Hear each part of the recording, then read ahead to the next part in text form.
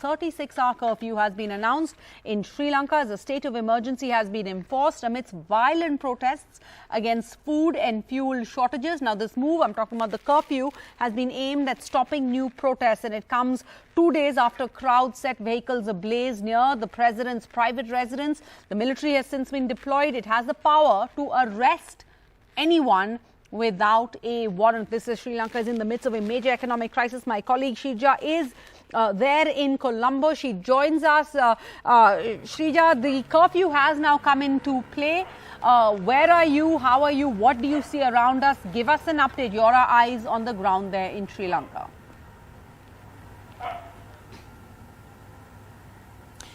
Well, it's been a few hours that the curfew has come into place. Now, this will remain active till Monday 6 a.m. So what we can show you on ground, we are reporting from Colombo, and right behind me are shops. The shutters have been brought down. There's very limited traffic. You're not really looking at much of private vehicles, especially on the move. We are only looking at heavy vehicles and also some of the taxis that are constantly on the move. So we are also looking at some of the shops are just bringing their shutters down at the moment. Just about 1 or 2 shops that have, kept it open. But yes, as far as the government is concerned, what we are also understanding from a highly placed sources is that it could be one of the reasons why they had to bring in the curfew here is tomorrow is going to be a very big day. Now, that was planned by a lot of protests, especially organizers here across Sri Lanka.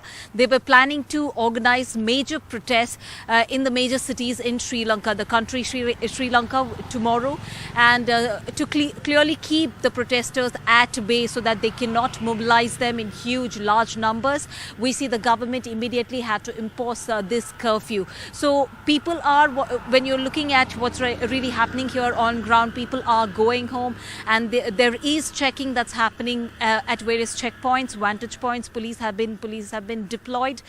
There is checking happening. Also, they are asking people questions like why it's been so late. So these are the things that we are witnessing, on ground. But that apart, what's really available and what's not, we see essential services will be functioning, and this includes pharmacies and hospitals as well. But whereas fuel stations will remain shut, now that's something that we are hearing, and also shops and grocery stores and supermarkets. So that's exactly the reason what we witnessed today was panic buying at supermarkets, and also we saw long serpentine queues, especially people waiting right outside cooking gas centers.